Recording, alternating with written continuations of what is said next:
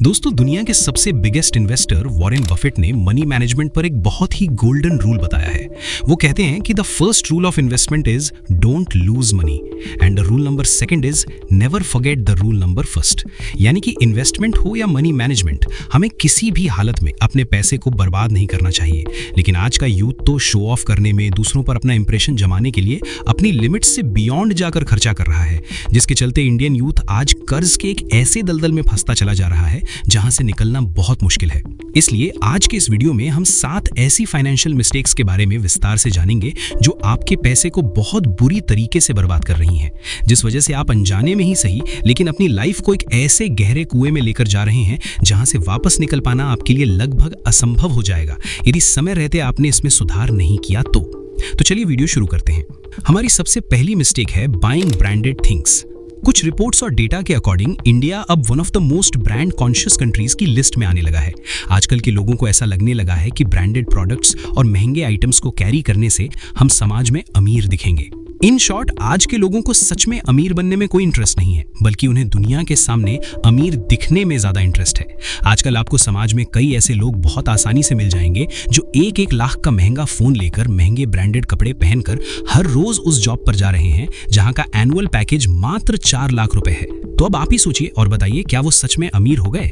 लोग बस इन ब्रांडेड चीजों को लेकर खुद को अमीर दिखाना चाहते हैं और इसी कारण वे कभी अमीर नहीं बन पाते। जिस टाइम पर उन्हें इन्वेस्टमेंट करना चाहिए, एसेट्स खरीदना चाहिए, सेम उसी टाइम पे वो शो ऑफ करने के लिए लोन और ईएमआई की दलदल में फंसे होते हैं। बाहर से भले ही आप उन्हें देखकर अमीर कह दें, लेकिन अंदर ही अंदर उनकी जिंदगी नर्क के जैसी होती है। अब आप ही बताइए कि ऐसे अमीर दिखने का क्या मतलब, जब मंथ के एंड में हमारे पॉकेट में खर्चे चलाने के लिए कुछ पैसा हो ही ना और हालत ये हो जाए कि घर का राशन और खर्चे चलाने के लिए हमें अपने दोस्तों से और आस पड़ोस वालों से उधार लेना पड़े। इन ब्रांडेड चीजों को खरीदने के लिए खुद को कर्ज के जाल में फंसा लेना, ये कहां की समझदारी है? ये तो सरासर मूर्खता है। लोग अमीर बनने से पहले ही अमीर दिखना चाहते हैं और यही उनकी बर्बादी की शुरुआत होती है। इसलिए ही आज 70% आईफोन ईएमआई पर बिक रहे हैं, क्योंकि इसे वे लोग ले रहे हैं जिनकी फाइनेंशियल कंडीशन आईफोन लेने लायक है ही नहीं, लेकिन फिर भी वो ले रहे हैं और इसी कारण वो और ज्यादा गरीब बनते जा रहे हैं। अब आते हैं मिस्टेक नंबर 2 पे, जो कि है buying home on loan. Rich mindset और पुअर माइंडसेट के लोगों में घर को लेकर एक अलग ही नजरिया होता है, जिसे समझना बहुत जरूरी है। जो लोग रिच माइंडसेट वाले होते हैं वो कभी भी अपने करियर के स्टार्टिंग फेज में कोई बड़ा लोन जैसे होम लोन या कार लोन नहीं लेते, बल्कि वो शुरुआत में रेंट के मकान पर रहते हैं, अपने बिजनेस या अपने प्रोफेशन पर फोकस करते हैं, अपने आप को फाइनेंशियली मजबूत करते हैं और अपनी इनकम के सोर्स को बढ़ाते हैं, ताकि फ्यूचर में वो बिना ज्यादा लोन लिए या बिना किसी मानसिक तनाव के अपने पैसों से घर को खरीद सकें। लेकिन वहीं दूसरी तरफ पुअर माइंडसेट वाले लोगों का सोचना बिल्कुल अलग होता है। उनको जैसे ही नौकरी लगती है, बैंक अकाउंट में सैलरी आना स्टार्ट होता है, वैसे ही वो सबसे पहले समाज में स्टेटस बनाने के लिए घर खरीदने के बारे में सोचते हैं और इसके लिए वो बैंक से लेते हैं होम लोन। वो भी कोई छोटा मोटा होम लोन नहीं, बल्कि एक बहुत बड़ा होम लोन, क्योंकि उनके दिमाग में ये बात बैठी होती है कि घर तो जिंदगी में एक ही बार बनता है। अब आप खुद देखिए, अभी अभी तो उस लड़के की नौकरी लगी थी, वो अपने करियर में अच्छे से स्टेबल भी नहीं हो पाया था कि वो बैंक के इस लोन ट्रैप में बुरी तरह फंस गया।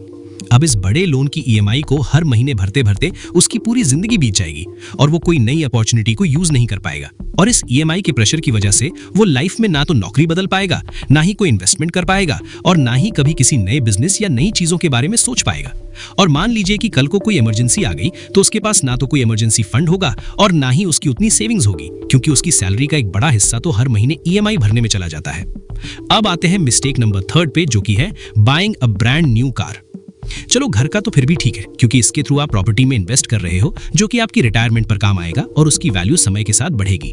लेकिन एक मिडिल क्लास इंसान को जो चीज सबसे ज्यादा अट्रैक्ट करती है वो होती है उसकी एक ड्रीम कार।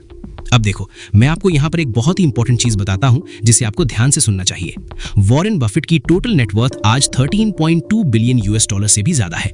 लेकिन क्या आप जानते हैं कि उन्हें अपना पहला $1 मिलियन कमाने में पूरे 30 साल का लंबा समय लगा था और उनको अपने लाइफ का पहला $1 बिलियन कमाने में 50 साल की उम्र हो गई थी। आप खुद सोचिए, अगर वो अपने करियर के स्टार्ट में ही कोई बड़ा कार लोन या होम लोन ले लेते तो क्या आज वो इस मुकाम पर होते? वो बिल्कुल नहीं होते। अगर वो चाहते तो एक बार में 10 महंगी और लग्जरी कार ले सकते थे, लेकिन उन्होंने ऐसा ना करके अपनी इन्वेस्टमेंट को ग्रो किया, जिसके कारण आज वो जब चाहें तब एक बार में 1000 से भी ज्यादा गाड़ियां बिना किसी टेंशन के खरीद सकते हैं। लेकिन आज के हमारे मिडिल क्लास यूथ को 50,000 की भी नौकरी लग जाती है तो वो अपने आप को लखपति समझने लगता है। वो कहता है कि अब मैं ऑफिस जाऊंगा तो अपनी खुद की कार में जाऊंगा। अब मान लीजिए कि वो दिखावे के लिए 12 लाख की कार को ईएमआई पर खरीद लेता है और उसकी ईएमआई बनवाता है 5 साल की, तो उसे हर महीने लगभग 25,000 रुपए की ईएमआई देनी पड़ेगी। यानी कि उसका हर महीने 25,000 रुपए उस चीज पर जा रहा है जिसकी वैल्यू समय के साथ हमेशा कम होती रहेगी। देखो, मैं कार लेने को गलत नहीं कह रहा, आप ये ले सकते हो, लेकिन इसके लिए आपकी सैलरी भी उतनी होनी चाहिए कि आप फुल पेमेंट पर कार ले लो। क्योंकि मैंने कई ऐसे लोगों को देखा है जिनकी कार बैंक वाले उठाकर ले गए क्योंकि वे लोग किसी कारण ईएमआई पे नहीं कर पा रहे थे। अब आते हैं फोर्थ मिस्टेक पे, जो कि है too much spending on junk food. India में लास्ट ईयर के जो डेटा आए हैं उसके अकॉर्डिंग सिर्फ ऑनलाइन फूड डिलीवरी ऐप से 10 करोड़ से भी ज्यादा बिरयानी के ऑर्डर हुए और लगभग 7 करोड़ 42 लाख पिज्जा के ऑर्डर हुए। इसी बात से आप ये अंदाजा बहुत आसानी से लगा सकते हो कि इंडिया में लोग जंक फूड पर और बाहर के खाने पर कितना ज्यादा पैसा हर महीने स्पेंड कर रहे हैं। आज के समय में बाहर खाना सिर्फ भूख मिटाने का तरीका नहीं रह गया, बल्कि धीरे धीरे ये एक लाइफस्टाइल बन चुका है। हर वीकेंड पर रेस्टोरेंट जाना, घर पर कोई गेस्ट आए तो खाना बाहर से मंगाना, छोटी मोटी खुशियों में बाहर जाके पार्टी करना, रात को बिना जरूरत के ऑनलाइन कुछ ऑर्डर कर देना, ये सब खर्चे आजकल हमारे समाज में बहुत कॉमन खर्चे हो गए हैं। और सबसे खतरनाक बात यह है कि इन खर्चों को लोग खर्चा मानते ही नहीं है, क्योंकि 300 रुपए का एक ऑर्डर, 500 रुपए की एक ट्रीट और 1000 रुपए का एक डिनर उस समय बहुत छोटा लगता है, लेकिन जब यही चीजें पूरे महीने और पूरे साल में जुड़ती हैं, तब हजारों नहीं बल्कि लाखों रुपए सिर्फ खाने पीने और दिखावे में उड़ जाते हैं। सैलरी थोड़ी बढ़ी नहीं कि बाहर खाना बढ़ गया, महंगी कॉफी शुरू हो गई, हर वीकेंड घूमना शुरू हो गया और धीरे धीरे इंसान अपनी जरूरतों से ज्यादा अपनी आदतों का गुलाम बन जाता है। लेकिन लगातार ज्यादा बाहर का खाना खाने से आपकी पर्सनल हेल्थ तो खराब होगी ही, साथ ही साथ आपकी फाइनेंशियल हेल्थ भी पूरी तरीके से खराब हो जाएगी, क्योंकि जो पैसा आपके इन्वेस्टमेंट, सेविंग्स और फ्यूचर सिक्योरिटी में जाना चाहिए था, वही पैसा धीरे धीरे फूड डिलीवरी एप्स और दिखावे वाली लाइफस्टाइल में खत्म हो जाता है। और यहाँ पर सबसे बड़ा प्रॉब्लम यह है कि आजकल सोशल मीडिया ने इस चीज को और ज्यादा बढ़ा दिया है। लोग दूसरों की स्टोरीज देखकर वही लाइफस्टाइल कॉपी करना चाहते हैं, लेकिन सच बात तो यह है कि ज्यादातर लोग आपको देखकर 2 मिनट के लिए इंप्रेस जरूर होंगे, लेकिन आपकी ईएमआई, आपका खाली बैंक अकाउंट और आपकी फाइनेंशियल स्ट्रगल कोई नहीं संभालेगा। सबसे स्मार्ट इंसान वही होता है जो अपने पैसों को दिखावे में नहीं बल्कि अपने फ्यूचर को बेहतर बनाने में खर्च करता है। अब आते हैं मिस्टेक नंबर 5 पर, जिसे कहते हैं इम्पल्स बाइंग। इम्पल्स बाइंग का सीधा मतलब होता है जब आप किसी चीज को बिना किसी प्लानिंग के, बिना किसी जरूरत के सिर्फ इसलिए खरीद लेते हो क्योंकि उस प्रोडक्ट पर ऑनलाइन या ऑफलाइन कोई बड़ा डिस्काउंट, सेल या ऑफर चल रहा होता है। जबकि देखा जाए तो ये पूरी तरीके से एक अनवांटेड और फालतू का खर्चा होता है। आज के समय में कंपनियां और शॉपिंग एप्स लोगों की इसी कमजोरी का फायदा उठाती हैं।